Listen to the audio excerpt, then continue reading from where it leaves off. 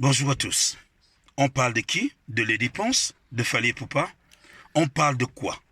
Ce que Lady Ponce, je ne suis pas parfois d'accord avec Lady Ponce sur certaines positions, mais ce que Lady Ponce est en train de faire là, c'est pas pour Lady Ponce. Lady Ponce le fait pour les artistes, pour les Camerounais. C'est comme ça. Au Gabon, il y a la gabonisation. En Guinée équatoriale, on protège d'abord les Guinéens. Au Congo, c'est pareil. Pour une entreprise camerounaise, dont la clientèle est foncièrement camerounaise, Lady Ponce demande quoi? Les artistes camerounais. Vous avez déjà vu les tombes des artistes camerounais? Je vais vous balancer la vidéo de la tombe de Zanzibar. Vous avez déjà vu les tombes de Jean-Michel Cancan? Vous avez vu les de Maurice Djoumé? Vous avez vu les tombes de ces gens-là? Je vous dis, c'est vous qui pleurez souvent que dès qu'on dit qu'un artiste est malade, pourquoi on l'aide? Il y a eu des cachets, il y a eu comme ceci. Lady Ponce, je vous le jure, pour l'avoir présenté, que ce soit Fally, Kofi, comme ce soit Lady Ponce, que ce soit... Je connais la mentalité de tout le monde. Les artistes étrangers viennent au Cameroun uniquement pour se faire de l'argent. Vous pouvez organiser un événement avec toutes les générations. Vous prenez tous les jeunes, vous prenez comment ça, tous les vieux, vous prenez comment ça, la génération médiante. Vous faites un événement, vous faites un marketing avec. MTN faisait comment? MTN faisait comment avec Yafé? Vous avez entendu qu'il y avait un artiste étranger à Yafé? Même quand MTN venait venir, comment ça, un artiste étranger? Il y avait toujours un artiste camerounais. Pourquoi vous ne parlez pas? Petit pays au Mateko avait refusé de faire la première partie de Kofi Olomide. Il n'y a pas longtemps encore, petit pays, lorsque je présente Peace Square à l'Espagne du soir, petit pays dit qu'il ne fait pas la première partie et il refuse de faire la première partie. Il refuse même, comment il dit qu'on augmente son cachet. Je présentais cet événement. Comment ça à Yaoundé? Lady Ponce se soucie des artistes camerounais. C'est la précarité. Combien d'entreprises versent l'argent dans le droit d'auteur? Pourtant, ce sont les musiques des Camerounais majoritairement qu'on utilise. Lady Ponce se soucie qui? Vous parlez que Lady Ponce a un problème? Elle n'a aucun problème. Elle est assise financièrement. Je peux ne pas être d'accord avec elle sur certains points. Et puis ça, elle n'en veut pas Fally. Elle en veut une entreprise. Donc comment ça une entreprise citoyenne? Elle est camerounaise. La priorité, moi je l'ai fait dans le temps. J'ai compris à un moment que les Camerounais aiment le match-vu ou alors ceux qui font le bluff. Il y a tellement de talents au Cameroun. Pourquoi vous n'allez pas chercher, comment dit ça là, comment ça, un attaquant, comment ça, Nigérian, Congolais et machin, pour venir, comment ça, gérer le football camerounais? Ou alors vous le mettre en avant par rapport à Mila, par rapport à tout. Vous êtes toujours en train d'écraser les autres, en train d'écraser, comment ça, vos icônes. Aujourd'hui là, comment dire ça, l'entreprise camerounaise, MTN peut même encore se le permettre, parce que c'est pas une entreprise camerounaise, Orange peut se le permettre. Quand Diams est venu au Cameroun, Diams est venu par qui? C'est pas Orange. J'ai présenté l'événement. Hein? J'ai présenté l'événement. Il y avait quoi comme artiste combo dévalisé Diams? Hein? C'était Diams qui était en affiche. Ouais, c'est des Français et ils vont promouvoir leur truc. Le premier concert de Fally Ipupa au Cameroun, c'était au Cansonnel. Le premier concert, je l'ai présenté. Il y avait combien d'artistes camerounais? Et puis même, pendant que nous y sommes, je vous dis, je l'ai présenté partout. C'est pas un problème de Fally Ipupa. Lady Ponce pose un problème réel. Comment est-ce qu'il faut valoriser les artistes camerounais? Considérer ou cacher les artistes camerounais? Je suis fier de Bendeka, je suis fier de Grâce Deka. Vous ne pouvez pas faire vos bêtises à Grâce Deka. Elle va vous dire, ok, basta. Je suis fier de Bendeka, je suis fier de Petit Pays. Si les artistes camerounais, par rapport à la revendication de Lady Ponce, vous n'êtes même pas d'abord solitaire, c'est que c'est mort. Je suis en train de vous dire quelque chose. Lady Ponce ne parle pas, il parle de l'artiste en général. Il y a eu comment un premier événement organisé ici, comment ça pas capté. Il y a eu toujours le même problème. Le même problème. C'est vrai. Je suis pour la protection des entreprises citoyennes. Comment ça? Les premiers téléphones que j'utilisais, c'est Camtel. Mais quand même, considérons qu'il faut donner de l'importance. Ok. Pourquoi ne prend pas les étrangers pour travailler à Camtel? Pourquoi ne prend pas les étrangers? Ce sont des Camerounais. Il y a des talents ici, il y a tout ici, il y a tout ici là. Il y a des talents, il y a tout. Mais Lady Ponce revendique quoi? Le statut social, la valorisation, le statut, comment ça, managérial de l'artiste camerounais, c'est tout. Si elle ne parle pas, qui doit parler? Si Lady Ponce ne parle pas, qui doit parler? Bon, elle a parlé, suivez-la. C'est idiot, c'est même bête de voir les artistes, comment dire ça. Lady Ponce a aidé combien d'artistes camerounais avant de passer en Europe? Il faut dire aujourd'hui quand même que, même Coco Argenté dit, qui est ma sœur, elle dit quand même que ses premières scènes, c'est Lady Ponce. Et puis quand on parle des danseurs, les dépenses, je ne sais même pas s'il y a quelqu'un qui a valorisé, à part Petit Pays et Jean-Pierre de Sommet, qui ont valorisé les danseurs comme les dépenses. Petit Pays, Jean-Pierre de Sommet, les dépenses ont valorisé leurs danseurs. Si les danseurs n'ont pas été intelligents, c'est la faute à qui? Vous savez ce que les dépenses ont fait pour ces danseurs et des danseuses? On parle de quoi là? Hein? Catino est là, il faut faire presser Catino. Et il faut valoriser Catino. Mais c'est des icônes. Voilà comment est-ce que les autres développent. Pour développer, il y a aussi la responsabilité de l'État là-dedans. Pour développer la musique camerounaise, le président Zaïrois, comment ça, Mobutu avait fait quoi? Il a acheté les commandes. Bonjour les enfants. C'est papa. Ça c'est mon bon petit, les gars. Mettez les cœurs pour mon bon petit. Mettez les cœurs pour mon bon petit, dis donc. Qu'est-ce que vous voulez parler là? Ce n'est pas le bon petit de papa. Ce n'est pas son bon gars. Ce n'est pas son reporter. Les gars, il faut vous calmer quand vous venez mettre vos bouches dans les histoires des gens. Hein? Parce que franchement, là, franchement, mon bon petit, il est en train de faire franchement le travail.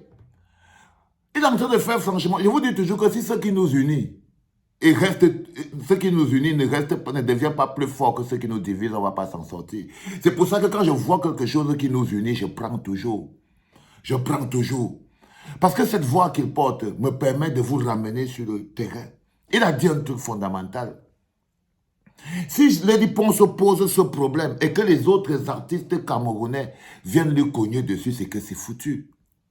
C'est que c'est totalement foutu. Je n'ai même pas envie de lui dire que, bon, tu vois, sur le système de Pomba, si Pomba avait un peu d'amour, parce que quand il parle de la gabonisation, il parle de l'équato-guinéanisation, la congolaisation de la musique, il oublie de dire que c'est les décisions politiques.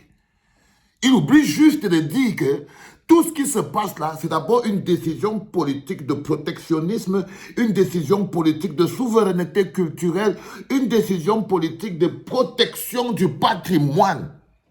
De protection du patrimoine. Le Cameroun, ce n'est pas la poubelle. Ce n'est pas Isakam. Le Cameroun, ce n'est pas Isakam. Moi, je vous dis qu'au Congo, il y a la congolisation de la musique, les enfants. Je vous dis bien que vous voyagez au Congo. Qui a déjà écouté une chanson Cameroun au Congo? C'est pourquoi? Parce que pourquoi ça ne passe pas? Pourquoi? Non. Il faut savoir qu'il y a les décisions politiques. N'allez pas écouter il y a les artistes qui viennent dire oh, laissez les gens partir, chacun doit aller là où il veut. On ne dit pas, ce n'est pas ça le problème. C'est comme j'ai vu des gens essayer de faire croire aux gens que Lady Ponceau aurait un problème avec Fally Ipupa. Ça, c'est les gens qui créent l'équipe du Aide-moi à détester. Parce que quand tu veux déjà créer plutôt un problème comme si Lady Ponce avait un problème avec Fally Ipupa, pour ignorer le problème qu'elle pose, c'est parce que toi tu as un problème personnel avec elle et tu estimes que tu vas trouver les gens qui aiment Fally Ipupa. Donc si tu dois faire croire que Lady Ponce est en train de dire que Fally Ipupa ne doit pas venir chanter, tu auras donc des gens avec toi pour pouvoir venir maintenant insulter Lady Ponce. Vous êtes petit au Cameroun. Vous êtes petit. Vous comprenez très bien ce qu'elle dit. Mais vous préférez ignorer la portée fondamentale du message qu'elle porte. Vous préférez ignorer l'impact puissant pour ramener ça à vos propres frustrations personnelles. C'est-à-dire que vos propres frustrations personnelles que vous avez vis-à-vis d'elle, vous pouvez jeter à la poubelle la grandeur du combat qu'elle vient porter. La grandeur du combat, c'est-à-dire que le Seigneur vient de lui poser une charge. Que le Seigneur lui a posé une charge sur la tête, que Lady Ponce. Vas-y, reporte trop la charge là tout seul. Gloum, vroom, te voilà avec ça. Porte, dis donc. Porte, dis donc. Donc, on ne lui demande pas. Le Seigneur ne lui a pas demandé. Il ne lui a pas demandé. Rien. Elle dit que porte. Elle porte ça comme ça là sur son dos. Elle vient parle. Vous commencez, vous voyez les artistes qui disent « Ah ouais, c'est le panafricanisme. Ouais, on est en Afrique, donc c'est interconnecté. » Ouais, mais je ne parlais pas les choses qui ne sont pas à votre niveau de compréhension. Hein. Parce que vous voulez dérouter les gens. Vous voulez faire croire qu'on est en train de dire que les artistes africains ne doivent pas venir jouer au Cameroun. Arrêtez! Et quand vous voyez d'autres artistes qui jouent ce jeu, vous comprenez que leur problème, c'est seulement le problème personnel qu'ils ont avec les dépenses. C'est seulement le problème personnel. Donc, ils préfèrent détruire l'idée d'un protectionnisme à l'intérieur du Cameroun qui permettrait quand même aux artistes camerounais de bénéficier minimalement des impôts qu'ils payent à ces sociétés et dont la redevance devrait venir. On ne construit pas un pays en sortant l'argent tout le temps. Ça veut dire qu'il fallait pour parler à la maison au Cameroun? Non. Quand on donne quand même l'argent, c'est comme ce qui va quand même construire quelque chose au Cameroun. Il va construire une maison, un hôtel, comme tous les artistes font là en Cameroun. Ils vont investir là. Mais quand vous prenez tout l'argent, tous les jours, vous sortez l'argent sans mettre sur pied le mécanisme macroéconomique. Dieu donné Soba. Dieu donné Soba.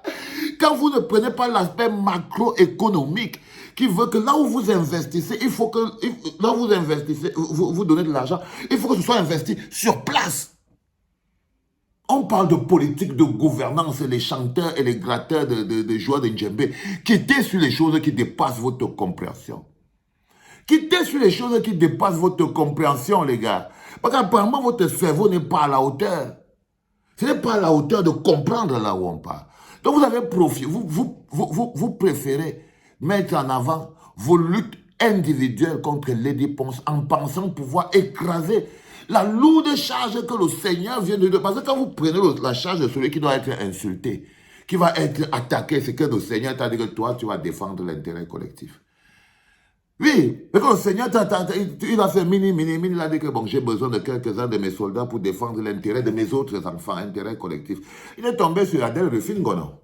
Il a dit que non, tu vas porter le problème. Elle pas seulement porter. Tu entends, non, ma fille? Tu vas seulement porter ta charge là. Maintenant, c'est comme ça. Si tu n'étais pas grande, si tu n'avais pas la force, si tu n'avais pas les côtes, si tu n'avais pas les meuvelles, le Seigneur ne pouvait pas te donner le sac là. C'est parce que tu peux mener cette bagarre du début à la fin. C'est parce que tu peux être cette voix dont le Seigneur a besoin pour éclairer ses enfants. Alors il te donne cette place-là. Donc toi, tu dois seulement la mériter avec grandeur. Muscle le dos et reçois les coups. Tu entends, non, ma fille? Muscle le dos, petite sœur. Tu entends, non, petite sœur? Muscle le dos et encaisse les coups. C'est comme ça que ça fonctionne. Et tu fais la tâche, la mission que le Seigneur t'a donnée. C'est le deuxième podcast de la journée, les enfants. C'était papa.